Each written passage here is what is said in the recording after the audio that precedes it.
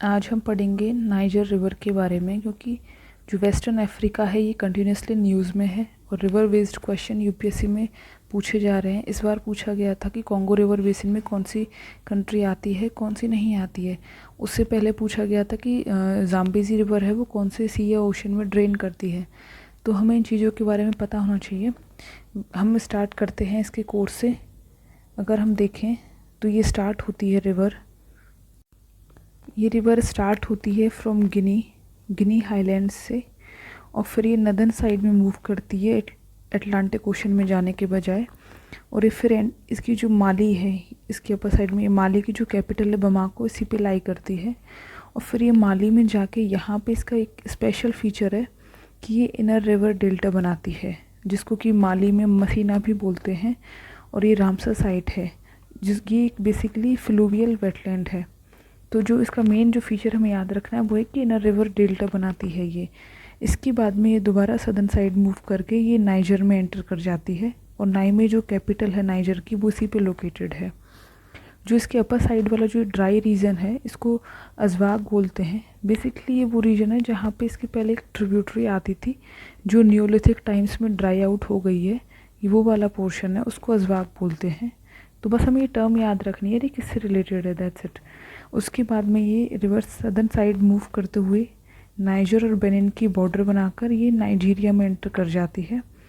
और उसके बाद में ये ड्रेन करती है गल्फ़ ऑफ गिनी में ऑफ अटलांटिक ओशन। तो ये याद रखना है ये ड्रेन कहाँ करती है, ड्रेन करती है गल्फ़ ऑफ गिनी में ऑफ अटलांटिक ओशन।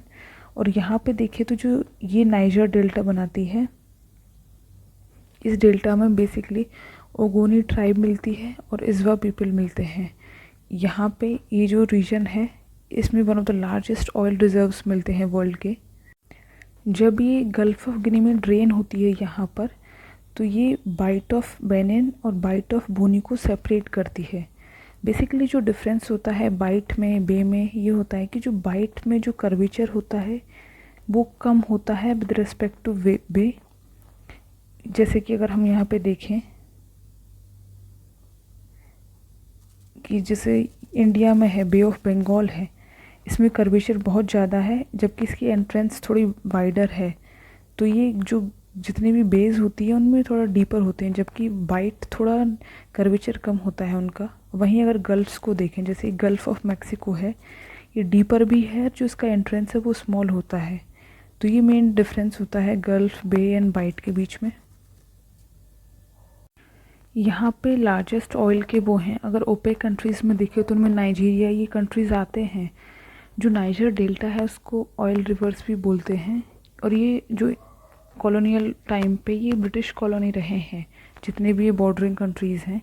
तो उस टाइम पे यहाँ पे ये ब्रिटिश ऑयल प्रोटेक्टोरेट भी रहा था, पाम ऑयल बहुत ज़्यादा होता था यहाँ पे, तो इस कारण इसको ऑयल रिवर्स भी बोलते हैं।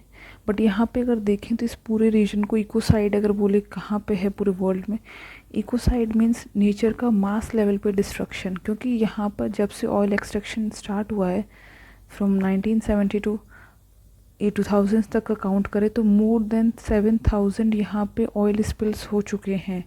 जैसे गल्फ़ ऑफ मैक्सिको में आपने देखा होगा बहुत बार ऑयल स्पिल्स के बारे में। बट जो लार्जेस्ट अगर इकोसाइड कहीं पे है तो वो गल्फ़ ऑफ गिनी में है, क्योंकि यहाँ पे जो ऑयल एक्सट्रैक्शन करती हैं वो सारी वेस्टर्न कंपनीज़ हैं, उनको उतने उसका वो है नहीं है कि अफ्रीकन लाइफ वगैरह के बारे में। तो यहाँ पे जो मेन ट्राइब रहती है ओगोनी ट्राइब, इन्होंने इनके अगेंस्ट में जो शेल कंपनी है, मेन जो ऑयल ड्रिलिंग कंपनी है वो ब्रिटिश कंपनी है शेल ऑयल कंपनी, इसके अगेंस्ट में केसेस भी किए हुए हैं। और बहुत दिनों तक यहाँ पे एक मूवमेंट भी चला था, movement for the survival of Ogoni people. जो मेन लीडर थे इसके वो कैन सारा वीवो थे, जिनको 1995 में नाइजीरिया के जो डिक्टेटर था उसने हैंग कर दिया था।